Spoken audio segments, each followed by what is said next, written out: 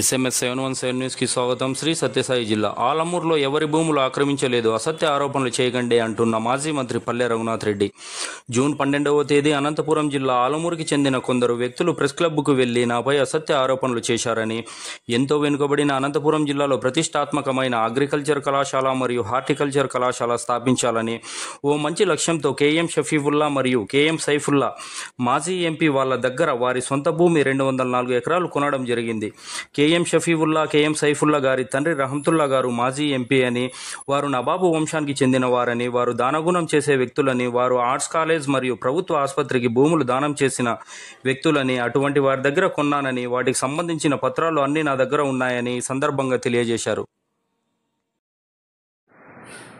ఎంతో వెనకబడిన అనంతపురం జిల్లాలో ప్రతిష్టాత్మకమైన ఒక అగ్రికల్చర్ కళాశాలను మరియు ఒక హార్టికల్చర్ కళాశాల స్థాపించాలి అనే మంచి లక్ష్యంతో గౌరవనీయులు కేఎం షఫీవుల్లా మరియు కేఎం సైఫుల్లా ఎక్స్ ఎంపీ గారి చేత 204 ఎకరాలు వాళ్ళ సొంత భూమిని కొనడం జరిగింది.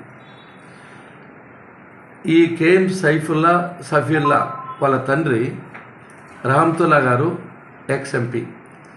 వీళ్ళు నవాబ్ వంశంకు సంబంధించిన వాళ్ళు ముందు నుంచి మంచి దాతలు. ఆర్ట్స్ కళాశాల కానీ, అదేవిధంగా హాస్పిటల్స్ కానీ, పౌరాస్కి కానీ వాళ్ళ స్థలాలు దానాలు చేసిన వాళ్ళు వారి భూములు ఆక్రమించరు. అటువంటి ప్రతిష్టాత్మకమైన వ్యక్తుల నుంచి ఈ 204 ఎకరాలను కొనడం జరిగింది. మొదటి దశలో 117 ఎకరాలు డాక్యుమెంట్ నెంబర్ 50142016, రెండవ దఫ 86.99 ఎకర్స్ 7779 డాక్యుమెంట్ నెంబర్ 2016లో రిజిస్టర్ చేసుకోవడము జరిగింది. రిజిస్టర్ చేసుకునే ముందు ఈ 204 ఎకరాల గురించి రెవెన్యూ అధికారులు, కలెక్టర్, ఆర్డీఓ, తహసీల్దార్, విఆర్ఓ అందరినీ సంప్రదించి నేను ప్రతిష్టాత్మకమైన కళాశాల స్థాపిస్తున్నాను, ఈ ల్యాండ్స్ యొక్క స్వరూపాన్ని నాకు చెప్పండి అని అంటే, ఇవి పట్టా భూములు, సక్రమైన భూములు, మీరు తీసుకోవచ్చు అని అధికారులు నిర్ధారణ చేసిన తర్వాతనే నేను భూములు కొనడం జరిగింది. ఆ భూముల్లోనే కళాశాల నిర్వహిస్తున్నాను. అంతేగాని ఎస్సీలు, ఎస్టీలు, బీసీలు భూములు తీసుకోవాల్సిన అవసరం కానీ అగత్యం కానీ నాకు లేనే లేదు. ఎందుకంటే నేను ఎస్సీ, ఎస్టీ, బీసీలు సహాయం చేసేవాడిని కానీ వాళ్ళ అపకారం చేసే క్వశ్చన్ నా చరిత్రలో లేదు. ఉదాహరణకు పల్లెవాన్లపల్లిలో నా సొంత గ్రామంలో 5 ఎకరాల భూమిని ఎస్సీలకు ఉచితంగా ఇళ్ల స్థలానికి ఇచ్చిన వ్యక్తిని నేను వారి భూమిని ఆక్రమిస్తానంటే ఇంతకంటే హాస్యాస్పదం భూలోకంలో ఎక్కడా ఉండదని చెప్పి ఈ సందర్భంగా గట్టిగా చెప్తున్నా.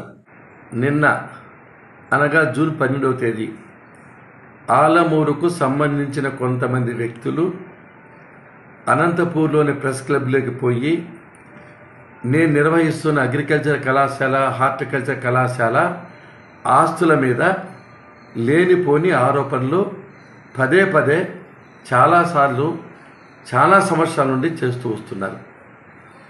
కాబట్టి వాటిలో నిజమెంత అనేది చెప్పవలసిన బాధ్యత నా మీద ఉంది.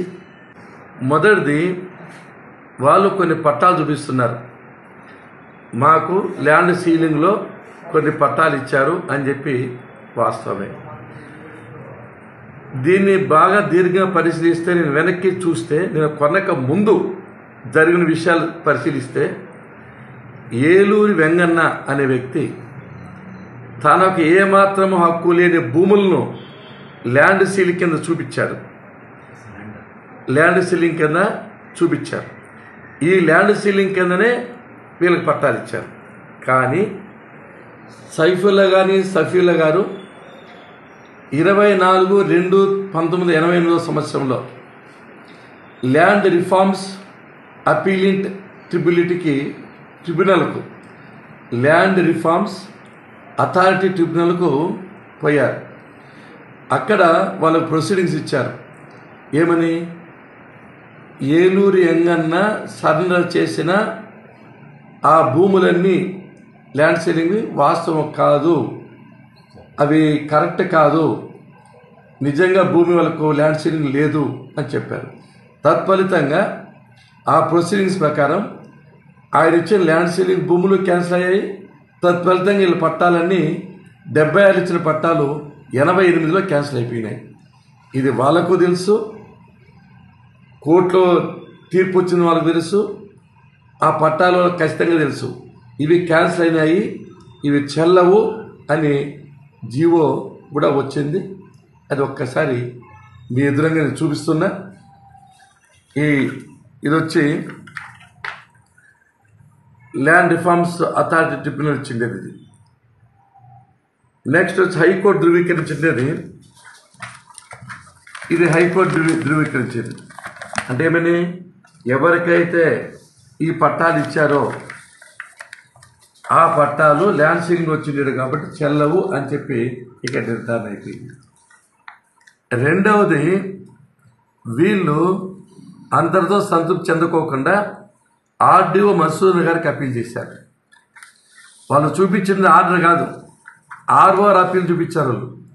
నిజమైన ఆర్డర్ ఆర్డీఓ గారు 19/12/2022లో డిడిఎస్ నెంబర్ D2B1004/2021 దీంట్లో ఈ భూములన్నీ సక్రమంగా బాలాజీ ఎడ్యుకేషన్ సొసైటీకి సంబంధించినవే, దీనిలో ఎస్సీలకు కానీ ఎస్టీలకు కానీ బీసీలకు కానీ సంబంధం లేదు అని చెప్పి ఆర్డర్ ఇచ్చాడు.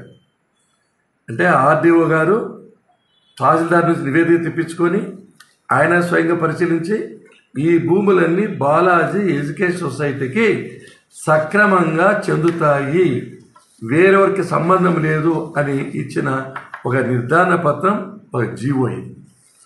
దీని తర్వాత తహసీల్దార్ గారికి ఒక ఎంక్వైరీ చేయమని ఇచ్చారు.